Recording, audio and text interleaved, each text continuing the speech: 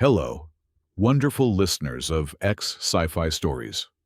Unfortunately, YouTube has recently demonetized our channel, leaving us without the budget to keep operating and paying our hardworking team. If you enjoy today's story, please consider supporting us with just $1 so our creators can cover their daily living expenses and continue bringing you amazing sci-fi adventures. You can easily support us by scanning the quick response code on your screen or by clicking the donation link in the description and pinned comment below. The skies of Earth were no longer blue. They bled a bruised, radioactive purple, choking on the ashes of billions of dead ambitions.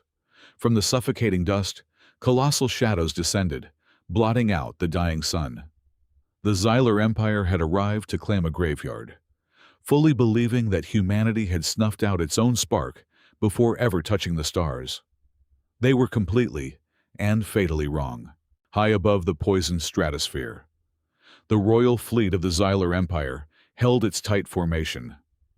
Hundreds of monolithic dreadnoughts, sleek and coated in black armor that swallowed the starlight, cast a terrifying eclipse over the ruined globe below. On the bridge of the flagship, Captain Kale stood with his hands clasped firmly behind his back. His reptilian eyes narrowed as he studied the holographic planetary scan. The projection was a sphere of swirling crimson and sickly green, indicating extreme radiation levels, shattered tectonic plates, and the skeletal remains of a global nuclear holocaust. A pillar of golden light materialized in the center of the bridge, coalescing into the towering, three-dimensional projection of King Xylar himself. The monarch observed the scan from his throne room, light years away, his lips curling into a sneer of absolute disgust. "A pathetic sight," the king declared, his voice echoing with a harsh metallic resonance. "We anticipated a species on the cusp of faster-than-light travel. Instead, we find a nursery of hairless apes who burned themselves to cinder before they could even conquer their own moon. Look at them, Kyle. They tore their own world apart over dirt and primitive ideology." "Indeed, my king," Captain Kale replied, bowing his head respectfully. "The atmospheric toxicity is lethal. The surface is a wasteland of glass and radioactive ash. There is nothing left down there worth subjugating. The native population is functionally extinct." "Subjugation was never the goal," the king retorted coldly. "A species this self-destructive makes for poor slaves. We are here strictly for the spoils of their foolishness. Their global atomic detonations have fractured the mantle and crystallized the planetary core into hyper-dense energy minerals. That core will fuel our expansion into the next galactic sector. Deploy the harvesters. I want this dead rock cracked open and drained dry." Far below the floating armada, the reality of the wasteland was even more unforgiving. Raging sandstorms scoured the skeleton of a forgotten metropolis. Twisted steel beams jutted out from the poisoned earth like the rib cages of rotting leviathans. Amidst the howling wind and biting sand, Brian Betts dragged his heavy feet through the debris. He wore a heavily patched hazmat suit that looked as though it had barely survived a century of decay. The reinforced fabric was torn, smeared with grease and gray dirt, while the visor of his helmet was severely cracked and clouded. He played the part of a desperate, miserable scavenger perfectly. Brian paused, dropping a rusted piece of scrap metal from his trembling hands as the deafening roar of anti-gravity engines shook the ruins. He looked up. The sky was gone, replaced entirely by the armored underbelly of a Xylar landing vessel.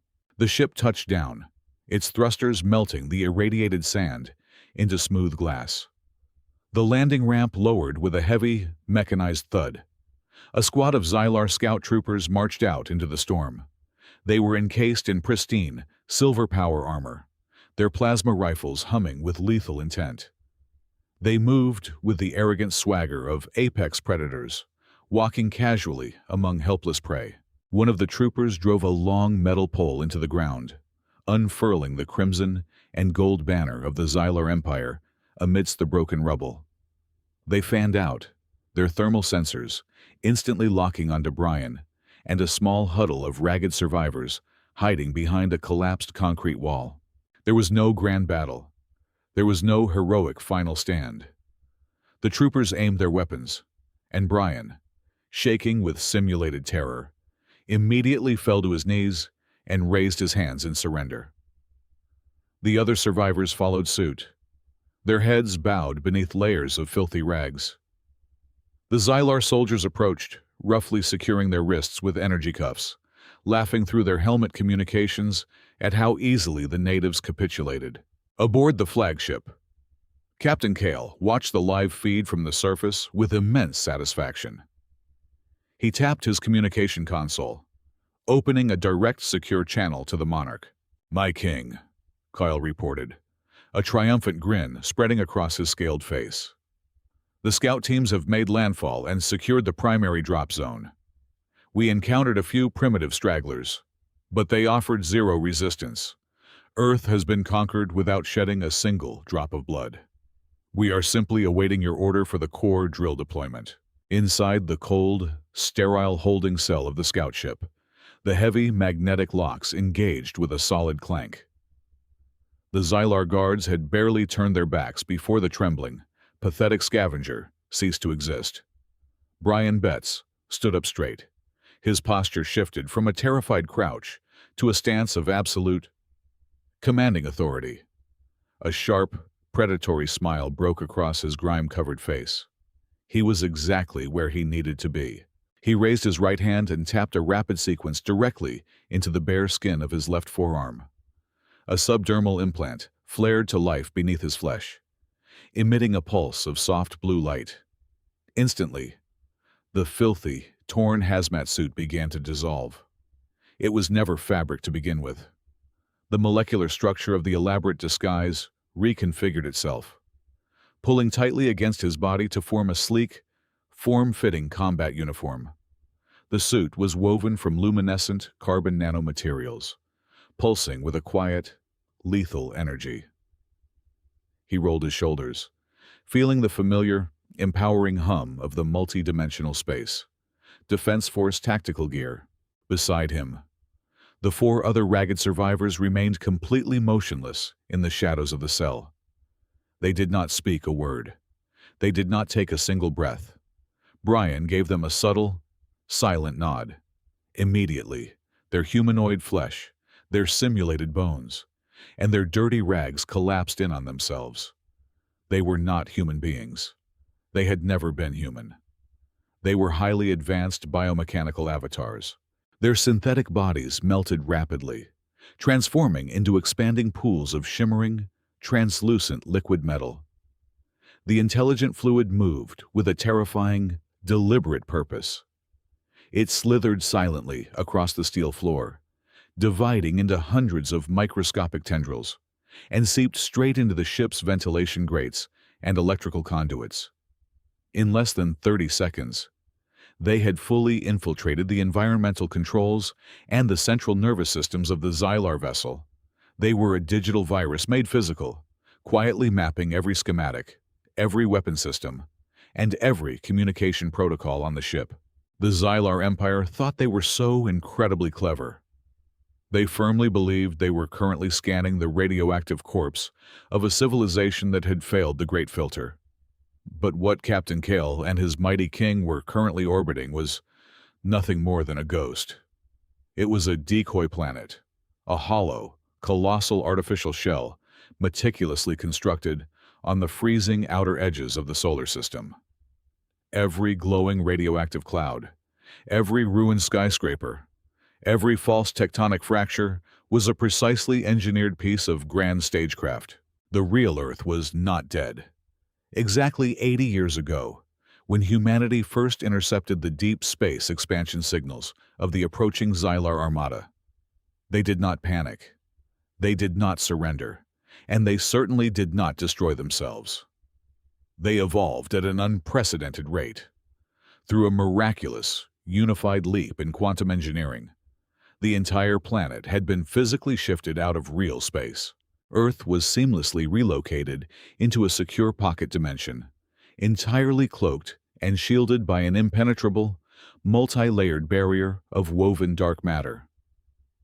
While the Xylar invaders stared at an irradiated graveyard, over 12 billion humans were currently thriving in a brilliant, post-scarcity technological utopia.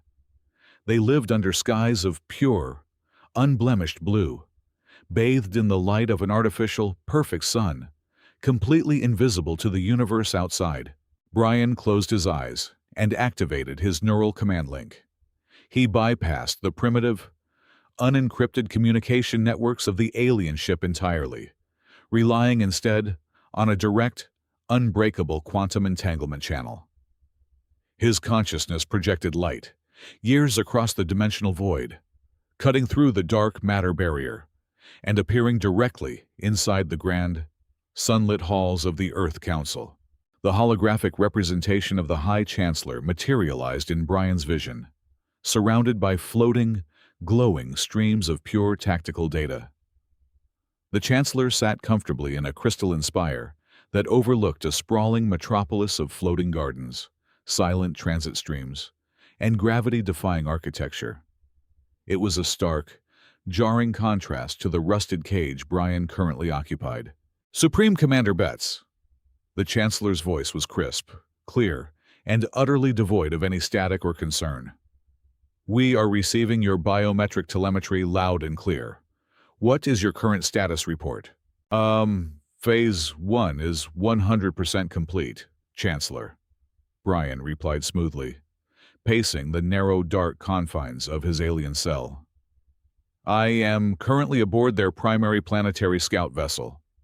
Our nano-infiltration units have successfully bypassed their internal security firewalls. The enemy has taken the bait completely. The ship's captain has officially reported the planet as pacified and ready for harvest." "And the king?" the Chancellor asked, his tone shifting into one of sharp focus. "He is watching from his throne," Brian confirmed, his smile widening into something genuinely terrifying. "His arrogance is entirely blinding him to the mathematical anomalies hidden within the decoy's core. We are not just hiding anymore, Chancellor. Hiding is merely a temporary solution. We spent 80 years building this graveyard for one single purpose. We are going to lure the absolute peak of their military elite, and King Xylar himself, directly into a flawless killbox." "Understood, Commander." The Chancellor nodded firmly. "Maintain your current cover. We are monitoring the dark matter threshold from our end. The exact moment they deploy their planetary core drill, the dimensional lock will permanently engage. There will be absolutely no retreat for them." "They think they came here to harvest our bones," Brian whispered, cutting the quantum connection. He looked up at the security camera mounted in the corner of the ceiling. The camera's lens was already glossing over with a thin, invisible film of biomechanical fluid, feeding a perfectly looped image of a terrified, sleeping scavenger directly to the bridge guards. But they just walked into the largest coffin ever constructed. The absolute assurance of total victory was an intoxicating poison, and King Xylar drank it deeply. Upon receiving the flawless security report from his vanguard, the monarch decreed that a mere remote harvesting operation was no longer sufficient. This dead world would serve as the grand stage for his ultimate coronation as the supreme ruler of the new solar system. The fabric of space above the ruined atmosphere violently tore open, bleeding, blinding violet light as the Royal Armada folded out of the hyperspace corridor. It was not a mere expeditionary force. It was the apocalypse, a super dreadnought so incomprehensibly massive that its own gravitational pull instantly disrupted the artificial weather patterns of the world below it. Flanking the colossal flagship were 50,000 elite warships, their sleek, obsidian hulls locking together into an impenetrable orbital blockade. The sky of the decoy planet vanished completely, replaced by a jagged ceiling of weaponized steel and glowing engine ports. On the observation deck of the Apocalypse, King Xylar stood draped in ceremonial armor, forged from the cores of dying stars. He gazed down at his prize, surrounded by his highest-ranking generals, chest swelling with the unmatched pride of a conqueror who had won without drawing a single blade. "Let the galaxy bear witness," the king boomed, his voice broadcast across the entire armada. "This is the fate of all who lack the vision to rule. Today, we do not just mine a dead world. We drain the final legacy of a pathetic species and forge our eternal empire from their ashes. Deploy the planetary core drills. Begin the harvest." From the armored bellies of the dreadnoughts, a symphony of mechanical devastation began. Massive, groaning shafts of heavy dark alloy descended, locking into formation. At the base of each shaft, hypercharged plasma emitters ignited, generating pillars of blinding crimson energy that shot straight down into the artificial crust of the planet. The surface shook violently. The sheer heat of the drills instantly vaporized the ruined cities and irradiated wastelands upon impact. Millions of tons of artificial rock and ash were thrown into the upper atmosphere as the energy beams plunged deeper, carving massive tunnels straight toward the center of the world. It was a display of overwhelming, terrifying industrial might. However, deep within the sensory analysis decks of the fleet, the intoxicating rush of conquest was rapidly souring into cold, creeping dread. The chief engineer of the Apocalypse leaned frantically over his tactical displays, his scaled claws tapping wildly against the glass. Something was profoundly, terrifyingly wrong. He summoned his lead technicians, pointing a trembling finger at the incoming geological telemetry. "Read these radiation signatures again," the chief engineer demanded, his voice dropping to an anxious hiss. "The exterior sensors are registering lethal atmospheric toxicity, yet the corrosion rate on the drill casings is exactly 0. The ambient radiation is not decaying our thermal shielding. It is not interacting with physical matter at all. It is a sterile broadcast." "Sir, the geological feedback is even worse," a junior technician whispered, her eyes wide with mounting panic as she brought up the subterranean scans. "The crust we are piercing through lacks any natural tectonic chaos. Look at the molecular breakdown of the bedrock. The silicon and iron composites are not randomly distributed. They are arranged in 100% perfect, repeating geometric lattices. The entire mantle of this planet is a mathematical equation. This is not natural geology. We are drilling through a manufactured shell." While the engineers spiraled into horrified confusion, an invisible coup had already overthrown their mighty fleet. The biomechanical nanofluid, unleashed earlier from the holding cells, had not remained confined to the scout ship. Utilizing the tightly linked communication grid of the Armada, the fluid had transmitted its digital payload across the entire fleet in a matter of seconds. It was an insidious, silent infection. The virus hijacked the primary communication arrays, severing the fleet's connection to their homeworld. The radar screens still displayed standard orbital traffic, and the external comms still echoed with fake patrol chatter. But the 50,000 warships were now completely deaf, blind, and isolated in the void. They could not call for reinforcements. They could not flee. Down on the lower decks of the scout vessel, Brian Betts stepped casually out of the detention block. He did not run, nor did he sneak. He simply walked down the brightly lit center of the main corridor, his dark matter-infused combat suit absorbing every frequency of the enemy's active security sweeps. A patrol of heavily armed Xylar shock troops marched directly past him. Their plasma rifles raised, they looked right through him, to their thermal optics, motion trackers, and organic eyes. Brian simply did not exist.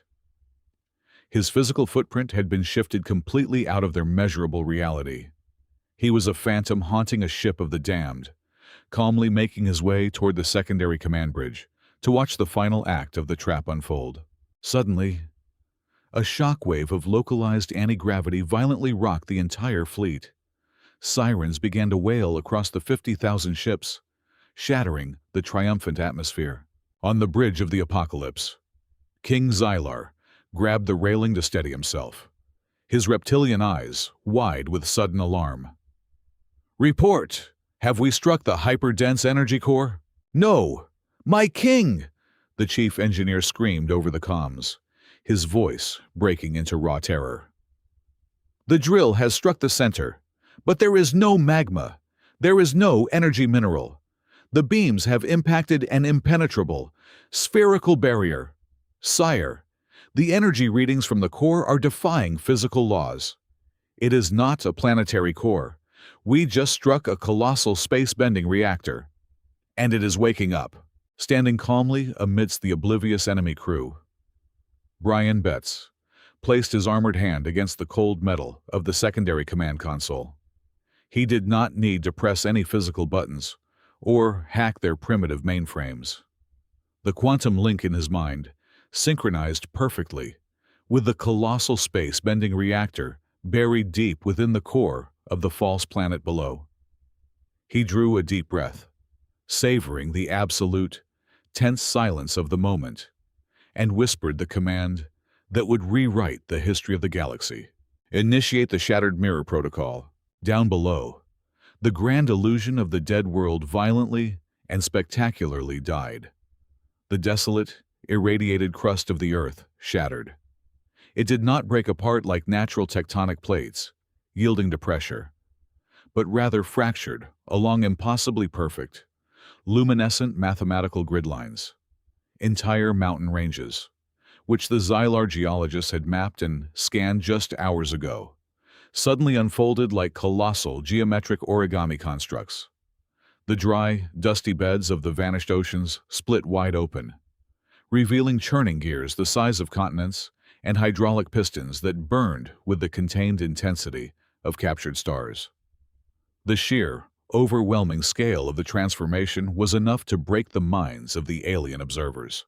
The massive fragments of the planet began to rise, defying every known law of mass and inertia. Trillions of tons of artificial rock and hyperdense alloy ascended into the poisoned atmosphere, rapidly rearranging themselves in midair.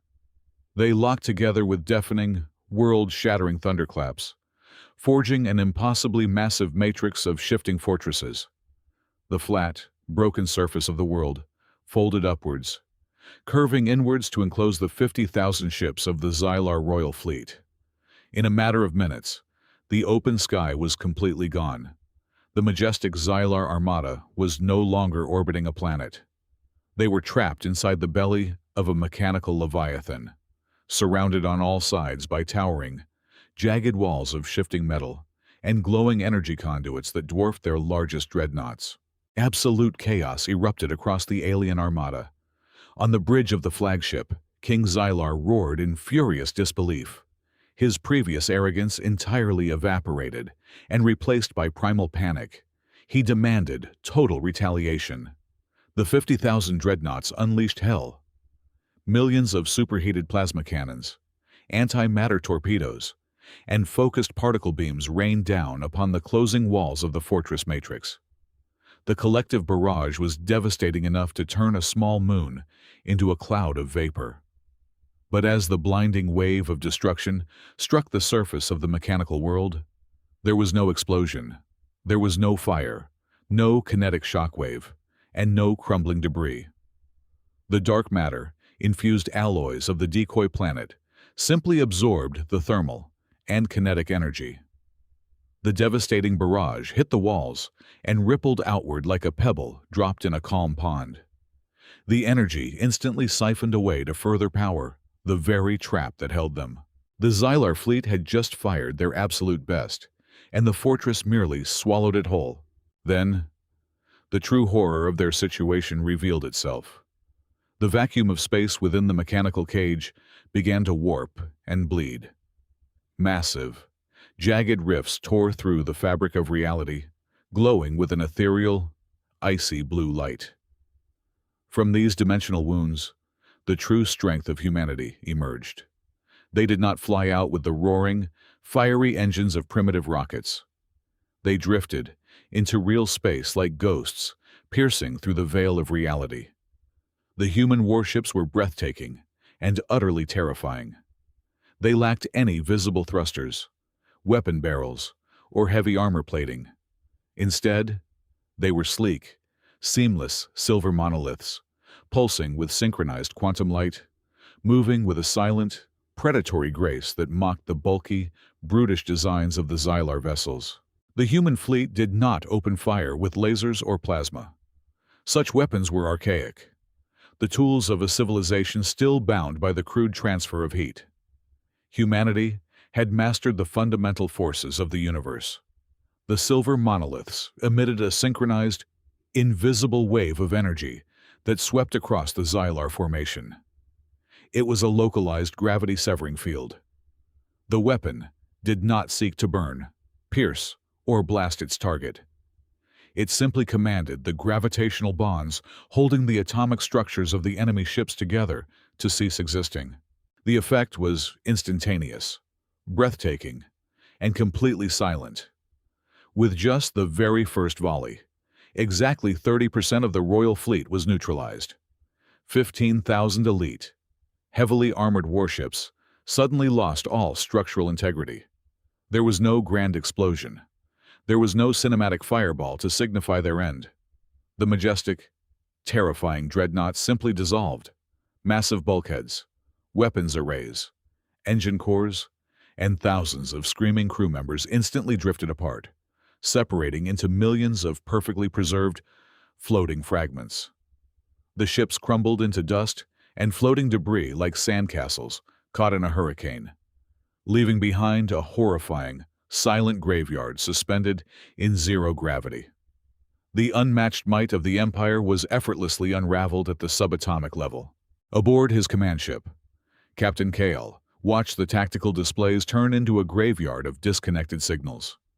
His breath hitched in his throat as the sheer, insurmountable technological gap slammed into his mind.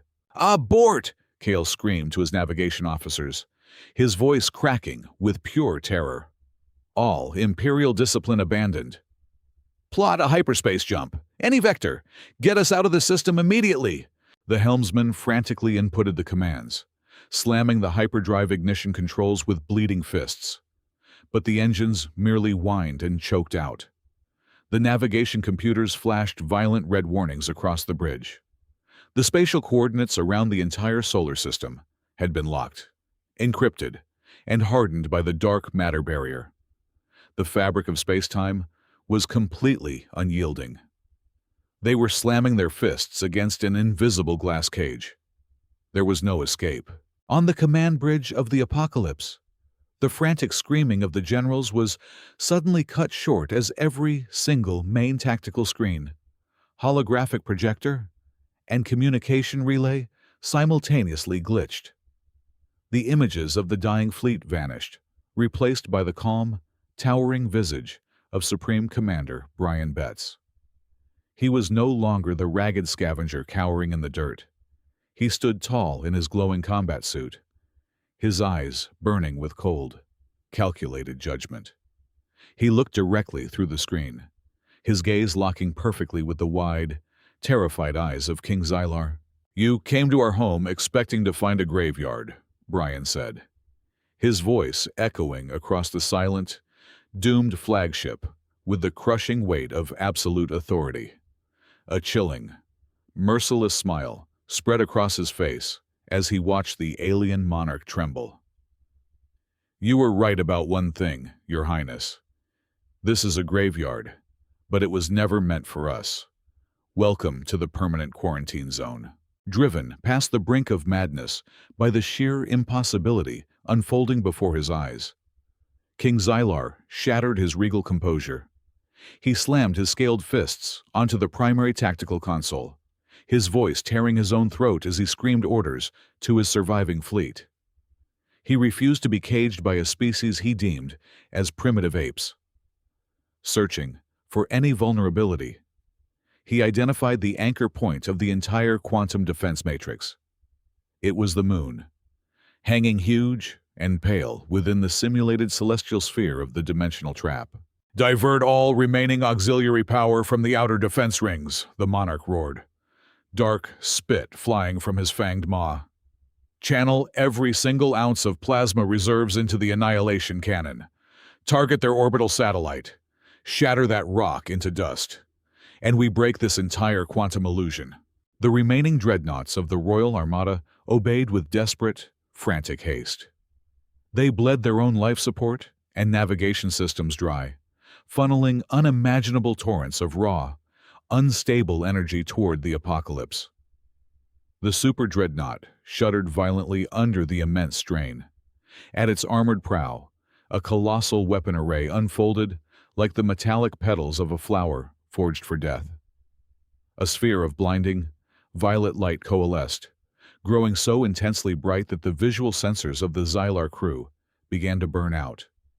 With a sound that ruptured the artificial atmosphere of the bridge, the Annihilation cannon fired. A beam of pure, concentrated stellar fury, thicker than a planetary metropolis, shot across the vacuum, screaming directly toward the pale surface of the moon. It was a desperation strike meant to crack worlds. But the moon was not a celestial body of rock and dust. It had not been a natural satellite for over 8 decades. As the devastating beam of violet plasma struck the lunar surface, the entire sphere pulsed with a sudden, blinding geometry. The moon was a colossal, hyper-engineered quantum lens. The beam did not penetrate the crust. It hit the surface and was instantly swallowed by a swirling vortex of inverted dark matter. A fraction of a second later, the moon flashed. It took the unparalleled destructive energy of the Annihilation cannon, perfectly reversed its quantum polarity, and fired it right back. The reflected beam was no longer a blinding violet. It was a terrifying, absolute black, a wave of anti-energy that tore back across the void faster than the speed of light. It completely bypassed the hull of the Apocalypse, striking the densely packed rings of elite Royal Guard vessels, shielding the king. In a brilliant, horrific flash of negative light, the entire vanguard ceased to exist. They were not blown apart into cinematic fireballs. The reversed energy simply unraveled their molecular bonds, wiping the absolute pride of the Xylar Empire from the universe in a profound, echoing silence. Panic, raw and unfiltered, gripped the survivors. The Xylar gunners screamed as they manually aimed their secondary batteries at the advancing silver monoliths of the human fleet. Millions of tracer rounds, thermal torpedoes, and focused lasers painted the void in a desperate storm of crossfire. The human commanders did not order their ships to evade. They did not raise glowing energy shields. As the apocalyptic storm of alien firepower closed in, the silver hulls of the human vessels shimmered with a fluid, translucent distortion. They engaged their phase-shifting technology. The alien torpedoes and laser blasts struck the human ships and simply passed right through them, harmlessly flying out the other side as if traversing a thin layer of morning fog. The human fleet continued its slow, majestic advance, completely untouchable, gliding gracefully through the fiercest barrage the galaxy had ever seen without suffering a single scratched hull. Then came the true nightmare for the alien infantry. The human assault forces did not breach the hulls with boarding pods or plasma cutters. They did not hack the airlocks. Deep inside the dimly lit, chaotic corridors of the Xylar dreadnoughts, the shadows cast by the alien soldiers themselves began to stretch, warp, and detach from the floor. From the very darkness pooled at the feet of the Xylar guards, figures clad in pitch black, light-absorbing armor, rose silently into physical space. They were the Earth Vanguard, stepping out of the shadows like ancient gods of death. The visual shock paralyzed the Xylar defenders. The aliens frantically raised their proud, bioengineered plasma rifles, weapons synchronized directly to their own nervous systems. Before a single alien finger could pull a trigger, the human soldiers moved. It was a display of martial perfection that defied organic limitation. They did not shoot to kill, and they did not wield screaming energy blades. There was absolutely no blood spilled upon the metallic decks. Moving with terrifying, ruthless precision, the shadow-clad operators merely brushed past the enemy lines. They pressed palm-sized, dark matter disruptors against the bioengineered armor of the Xylar troops. The proudly grown, organically linked plasma weapons whimpered and died in the aliens' hands, their synthetic muscle fibers locking up instantly. The disruptors paralyzed the soldiers within their own living suits. Entire battalions of the mighty conquerors were rendered into suffocating statues, disarmed and neutralized in absolute, agonizing silence. It was a massacre of capability, stripping away their identity as warriors without taking a single life. Back on the ruined bridge of the apocalypse, King Xylar fell heavily to his knees. His ceremonial crown of dark stars slipped from his brow and clattered against the cold deck. Every single tactical monitor in the command center flickered and died. Save for one. It showed his invincible super dreadnought, now entirely alone. The majestic engines were dead, emitting nothing but a faint, dying hiss of escaping gas. The colossal flagship was completely isolated, stripped of its mighty fleet, stripped of its power, and drifting aimlessly within the locked, unyielding glass cage of the quarantine zone. The monarch stared into the endless void, his mind fracturing as the agonizing realization finally set in. Every single hope of victory, every grand vision of galactic conquest, had just been crushed into fine, invisible dust. The heavy, impregnable blast doors of the royal throne room were designed to withstand the direct impact of a nuclear warhead. To Brian Betts, they were nothing more than a thin veil of air.